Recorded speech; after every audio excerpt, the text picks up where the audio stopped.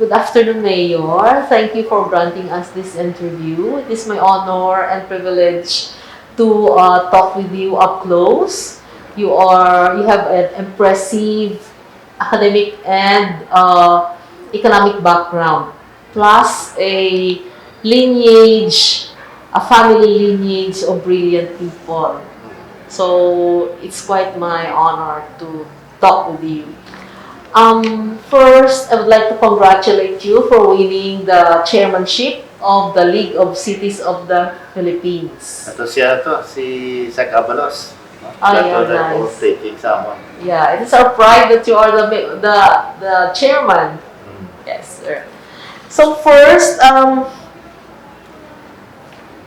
this is for the DILG personnel of Region 6, and we are all dependent on our salaries and also dependent on government loans.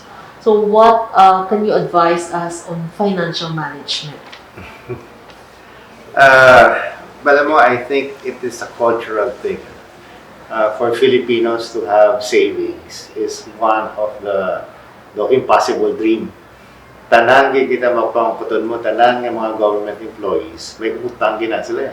And in fact, gani ang ilang ATM, kung ang salaries nila makuha sa ATM, why na nila na kinakaptan? Most of that is actually ara sa mga cooperatives, kung din sila may utang. And ginahulat na lang nila kung anong mabilin sa ilan. So it's a sad state, but the reason why I say it's cultural, because Filipinos do not know how to save. Ang hila lang niya, ang forward thinking nila sa mga future obligation nila, wala nila ginapaminsa sa subong. And most of the time, they makaptan ganin nilang kwarta, they feel nga, ano na sila, this is our extra money nga mausar nila and they can spend it. Unfortunately, they don't realize that the money that they're holding are actually obligations na sa ila in the future. Yes. And one of the reasons why they say that kita, no, culturally, we're like that, kaya wala ta winter. Yeah. Like kung may cold, may Yes. mga 4 seasons kita, kung may winter ka, kabalo ka magplano, o maabot ng winter, let's plan. Okay. In terms of, kung may mga subay ito sa mga, Yes. they store food in case when winter comes, may ara sila pagkahon. And since we're a tropical climate country, we do not think too much ahead. Yes. No? So, which is why ang aton nga batasan, basta may ginakaptan taya, labi na gid na gusto na lang gasto. So, we may want to educate, especially in family resources, on how to plan it properly. No? So dira siguro gasulod man ang asawa, no? Where they should really look at it. No? Kung ako gani, may pabantayan nila mga sweldo sa asawa. Sa bana nila para masigurado nila na may ara sila inagbayad sa mga obligation in the future. But also, there is a clear mismatch sa aton nga sweldo kag sa mga ginagasto naton for our daily life, daily bread, kung anong mga kinalano natin. And that is where government should also step in. Government should ensure it is affordable. For example, housing. No? When you go to other countries, once you're a minimum wage earner, makabakal ka na yung balay sa imo. Kaya minimum wage earner ka, basta hindi ka makabayad renta. Yes. Right? So that's where government should step in and create all types of affordable products nga mabatyagan sa mga tao that they can afford. So the affordability for our basic services, basic needs, no, should be addressed by government. And this is why I've been calling, for example, housing is one of the major dreams of every Filipino. Nga pahatagan gid sila sa mga balay nga bakagin nila ilan. I recalled your father had that program during the human settlement, sir. Yes, Yeah. Bagong Lipunan Sites and Service. it's something that we would like to revive. No? That's good. In our discussion with President Marcos, naintindihan niya kapos galing isang time na to nadula siya, Yes. and luckily nabalik natin sa 18th Congress or 17th Congress. So it's bago pala na siya, so hopefully it can get traction and start building affordable house. It's Kasama na. nice. We have to make it affordable. We have to make sure nga ang atong cost of food is controlled, in a sense nga ang supply chain, ang farm to market nga linkages, so, hindi wala tamaan nga damo ginaagyan nga maahente, Yes. kundi din Middleman. pag-aagi, ang distribution system hindi efficient. So we'll have to do that She's from business to business. from business, actually from farm to Farm table. to yeah. No? Okay, So, that's good. pangitaan tagin nga Paagi. ang pinakadasig. Yeah. Kaya bala mo naman kung galiko, kung damo ginaagyan ang distribution system, Yes. kamahal. Yes. So, if we can make it as straight as possible, as direct as possible, we will reduce cost of food. Oh, that's nice. Tama na, but ano pa, maybe through the ILG, we can create Yes. mga financial management programs or seminars, labi na gid sa mga household, and at the same time, maybe we can start looking at the food chain. Chicken. Yes. How about your public markets, Mayor? What are your plans to improve the services of the public markets in Bacolod City?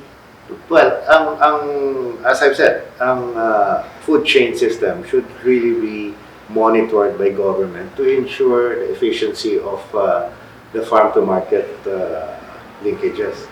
No? So, kung makaiuta na, we will have availability of supply at the lowest price. That's good. No? So, kung amo naman tabo, we can ensure at least ang aton nga salaries nga ginabato natin makasarap. Kaya muna yung balik na, tigay ka utang kami kaya hindi na kami kasarap But to some extent, maybe it's true, no? Aside from mga kundi hindi na ginadala, as I mentioned earlier. So, government should also come in and ensure nga may affordable ang aton nga mga basic needs. Yes. As to savings, Mayor, what is your personal formula for having savings? But maybe it's not very applicable to you because you were born with a golden spoon. So, what do you think about savings for just the ordinary employee? Yeah, funny because of my background, daw ginambal nila that our family had all of the riches nga, we didn't have to work. We had coming from a wealthy family history or clan, but some People's Revolution, some Marcos administration going towards the Aquino administration. Our whole family my father was part of the last plane out. Pupunto sila kay then President Marcos pakadto sa Hawaii. Nung dito sila ngindala. My dad was within the plane. No? So, gatuon ako to sa abroad. Nakita na lang kami dito. But after that, tanan nga mga assets were sequestered. Ang balay namon, that was the heritage or inheritance sang pamilya niya. Asa to ganing indalay. Only to be recovered after a few years. But we've lost everything. And that's the reason why some time na to, I came here to Bacolod and Negros to start working sa farms. We didn't know that. We thought it's only the Marcos wealth and the... So we lost everything. It's not as if though we had everything. And I had to start from scratch. And in fact, you would know, I'm sure kung if you do a little research, ang first foray ko sa business, ano lang kami to, mga pila lang itong 10 or 5 kami nga employees nga nagupod sa akon nga nagsalig bilang ako sige do namin na from scratch, no? Oh, nice. From almost zero capital to where it became now. So that's the private life. So ano siya? It did not really start with abundance of resources and everything. And during that time, no, one important lesson is to live within your means. No? Kung ano lang masarangan mo, dira ka lang anay. Di ba? Hindi ka lang anay pinagusto. Gasto kung anong gusto mo. Let's say, mabakal ka sa cellphone, mabakal ka kung ano-ano lang gusto mo, mananamihan ka. Kung kisa ba, may peer pressure pa na eh. Ang ako nga kaupod, ang ako nga classmate, o akong migo, may amo ni siya, o ikaw gusto man. And sometimes it becomes a symbol of status. The status symbol mo lang, may ano ka na. So you have to learn. You have to learn how to manage your resources. And most importantly, may arakagid daw na tawag na sinking fund. Yan yung sinking fund, ginatigala mo for emergency. And I always ask this question. Saling ko sa ila, if sino di makahambal nga hindi ka na magmasakit, hindi ka na magkanto sa hospital ever. Nobody. Nobody can say that, right? And then, second question, kabalo naman ka mo kung may masakit ka mo, magasto. Right? So, you know it's gonna happen. You know it's gonna cost a lot. So, my third question is, sino sa inyo nagasupot na for that? I bet you it will be zero. Okay? So, that kind of upbringing culture and attitude is probably we have to slowly educate our citizen.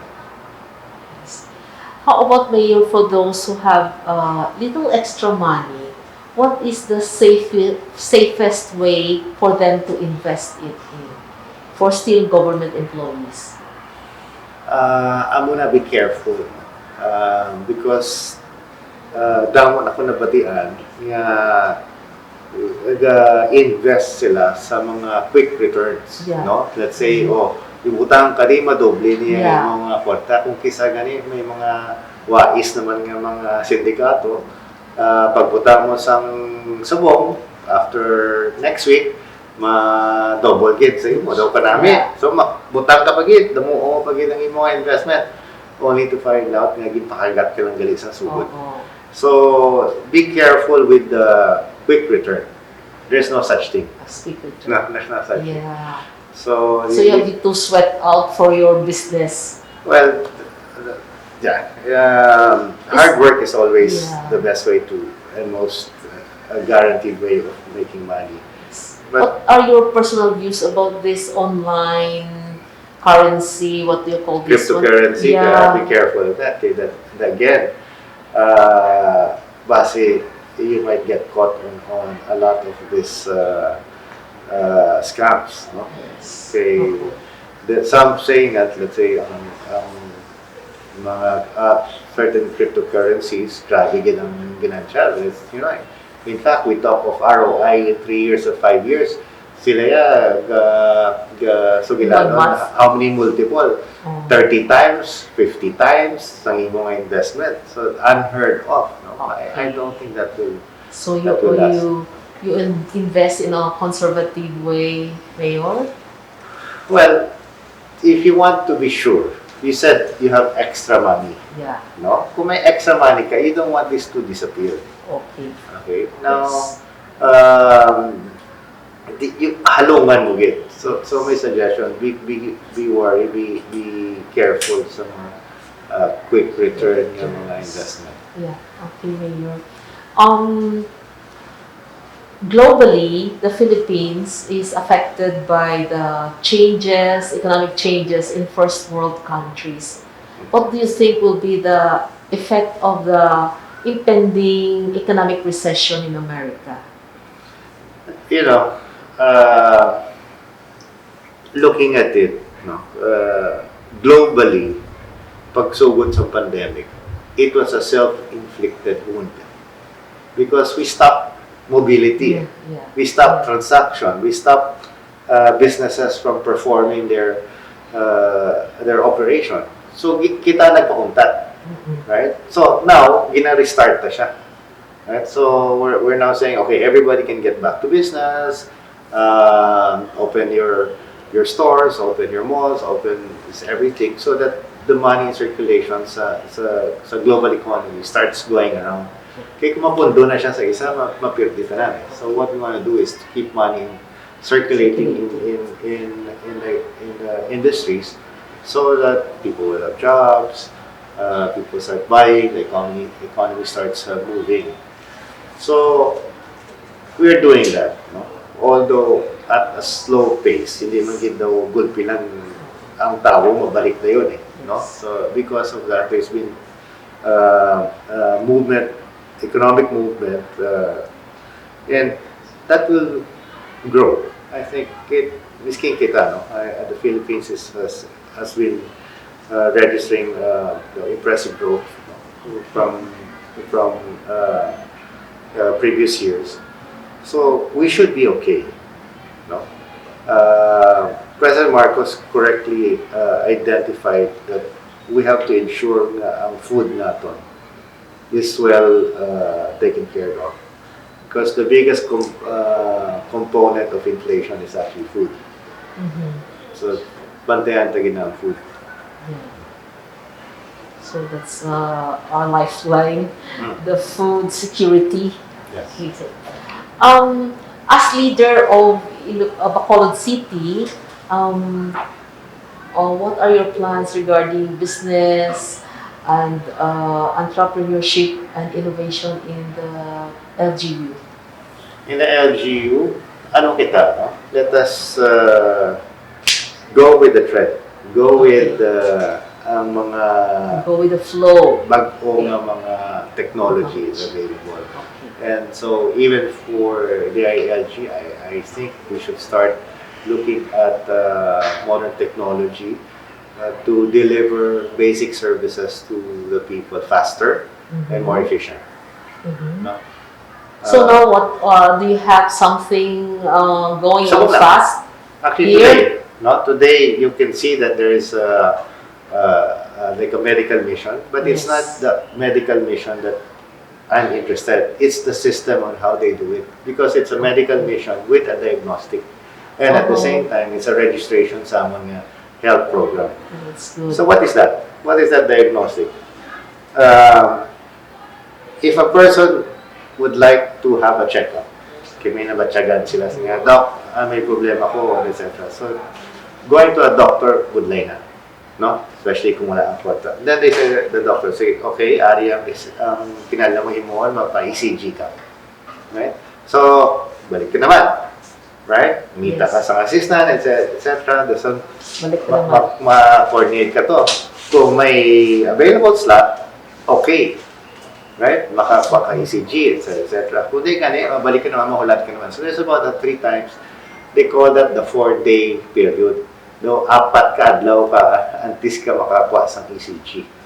But here, no, you have a system, no, na pag check up sa imo, no, diretso ka na dayon. No, may ara na dato yung ECG nga facilities. So the whole diagnostic So what, you have added machines? so there's a certain components that we can add. So ano pala they're showing it. It's a prototype and something that we can use. And in fact, kung mag-BP ka, there's mga nurses, di mag-BP ka, kasulod na dayon sa computer, hindi ka na kailangan magsulat pa. Yeah, that's good. So all of this machine, ang blood test, etc. Diretso na yun sa machine. So may data na siya. May data na siya. So then after that, we will use this data to monitor, So ang mga health status. So that's free for the indigents, for all residents, or for the all, middle class? we have now about 30 health centers. Gusto naman nga mga health centers would be the first top of mind San tao. Antes ka na magkadto sa ospital, may nabansagan, Yes, yes. kayo ng anay. No? Yeah. And then if you need to go to the hospital, there will be a referral system. Ang mga pagpadala sa inyo sa ospital. Yeah, that's advantageous for all, and that's free, Mayor. Yes, and nice. free. And then of course, tanan kita, we're actually covered with PhilHealth. So that is where we also try to recover some of our expenses through the PhilHealth e-consulta program. So financially, you spent how many millions for that? Wala pa. Wala pa. Ano pala. Really? May proposals na ngayon hatag and we're Yeah. reviewing it. That's But good. more or less, the concept is to make transaction more efficient by using modern technology. Yes, and it's very advantageous for the people. And Of I'm course. sure the people will be happy with that. Yeah. So far, okay pa, no? Wala man sila na nabatian ng mga problema. So if that's the case, then what we will do, we'll just institutionalize this. But example just for help, tama pa rin, for all aspects of government transaction. If we revisit ang sistema, no? And see, kailangan na ang tao sugo, kapila magbalik-balik, no? Just to get a health benefit for para sa ila, no? And if you can do away with that, you can just imagine how happy people will be. Yes, because medicines are expensive also, and Actually, wala sa Consultations, medicine. Sa yeah. consultation pa lang. Oh, yeah, Sa diagnostic pa lang sa ilang, kaya Oo. ilang consultation with doctor. Yun pa tao, kahit talaga namin kumigil. yes, so that's good. So free medicine ba sila? I'm actually giving Mayor? medical mission sponsored by Jaime Oping Foundation. So may Nice. foundation yan. But of course, we will collaborate with DOH to be able to give the necessary medicines for free. That's good. The ALG, wala pang ano, programs for that. We don't know yet how Secretary Abalos will fund that one, if ever there is. Yes. How about in other aspects of governance, Mayor? Do you have other plans? Well, this is one aspect of government, Yeah. and health. Yes. And we want to do it, similar concept, similar approach, sa tanan ng mga different aspects of government transaction. To make things easy for people. From building permit, business permit, tanan. Yes. Do you plan to put up public libraries? Definitely. Yes. Just like in America? Ang public library natin nasa Kalaway. No? Oo, really? When I heard about it, could sense na though it's not hindi na nagkantuan. So we want to make it as beautiful as possible, the iconic na library, Yeah. because that would symbolize the knowledge of the city. So Yes. anyway, how you treat your library is also how you treat knowledge in the city. That's good. Yeah. I think we had had a very long conversation Yeah, and a very substantial one, Mayor. This is the certificate of appreciation awarded to Mayor Alfredo Abelarde Albe Benitez of Bacolod City for sharing his knowledge and expertise in financial management to the DILG Region 6 personnel during the DILG Region 6 flag ceremony for the month of August 2022, given this first day of August 2022 in Bacolod City Thank you. at the office of the mayor. Thank you. Thank you very much, sir.